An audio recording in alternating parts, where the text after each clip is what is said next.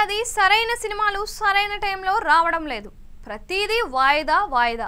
Pawan Kalyan OG వచ్చే ఏడాదికి వెళ్ళిపోయినట్లే. Charan game changer అనే సినిమా ఎప్పుడు వస్తే అప్పుడు వచ్చినట్లు.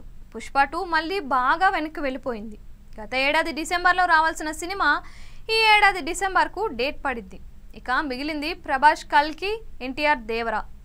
కల్కి cinema June 27, Devara cinema September, అంటే 3 నెలల గ్యాప్. భారీ సినిమాలు రావడానికి ఈ మధ్యలో మీడియం సినిమాలు ఎలాగూ ఉంటాయి, కానీ భారీ మాస్ సినిమా అయితే లేదు. అందుకే దేవరా బిజినెస్కు కాస్త పోటీ వచ్చింది. ఈ సినిమాను 110 నుంచి 115 కోట్ల రేంజ్లో 2 తెలుగు రాష్ట్రాలకు సితారా నాగవంశీ తీసుకున్నారు. ఇప్పుడు కిందకు డిస్ట్రిబ్యూషన్కు అమ్మడం మొదలుపెట్టారు. ఆంధ్ర 50 నుంచి 55 కోట్లు చెబుతున్నారు. నైజాం 45 కోట్లకు, సీడెడ్ 23 కోట్లకు ఇస్తున్నారు. మొదట్లో ఈ రేట్లకు ఎవరు వస్తారో రారో అనుకున్నారు, కానీ పుష్ప వాయిదా పడడంతో ఈ సినిమా కోసం డిస్ట్రిబ్యూటర్లు బాగానే ముందుకు వస్తున్నారు. సీడెడ్ లాంటి చోట్లయితే పోటీ పడుతున్నారు. నిజానికి 115 కోట్లకు పైగా మొత్తానికి నిర్మాత సింగిల్ పాయింట్లో సేల్ చేశారు. అది కూడా నాన్ రిటర్నబుల్ అడ్వాన్స్కు. ఇక్కడ ఓ లాభం ఉంది, అలాగే ఓ నష్టం కూడా ఉంది. ఇలా సింగిల్ పాయింట్లో ఇవ్వడం వల్ల చాలా తలనొప్పులు తగ్గుతాయి, కానీ కింద బయ్యర్కు కమిషన్ వెళ్తుంది. సింగిల్ పాయింట్లో కొన్నవారికి కమిషన్ వెళ్తుంది, ఇంకా ఖర్చులు, జీఎస్టీ.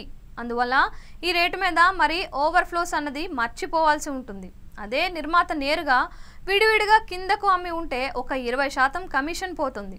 ఇప్పుడు 20% కమిషన్లు కట్ అవుతాయి, అంటే దాదాపుగా 25 కోట్లకు పైగా అదనంగా కమిషన్ పోతుంది. మరి ఎందుకు ఇలా చేస్తారు అంటే, ఇంత రేట్ల మీద ఒక ఓవర్ఫ్లోస్ ఏమి వస్తాయి, పైగా విడివిడిగా అమ్మే తలనొప్పులు ఎందుకు అన్న మాట వినిపిస్తోంది.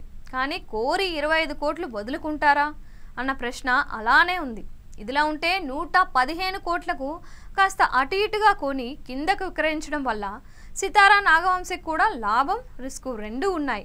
సినిమా సక్సెస్ అయితే 25 కోట్ల వరకు కమిషన్ వస్తుంది. సినిమా నిర్మించకుండా కేవలం రిస్క్ చేసి తీసుకొని కిందకు అమ్మడం వల్ల 25 కోట్ల వరకు వస్తుంది. లేదు తేడా వస్తే భవిష్యత్తులో సితారా సినిమాలకు కాస్త రేట్లు తగ్గించుకొని బయ్యర్లకు అడ్జస్ట్ చేయాల్సి వస్తుంది.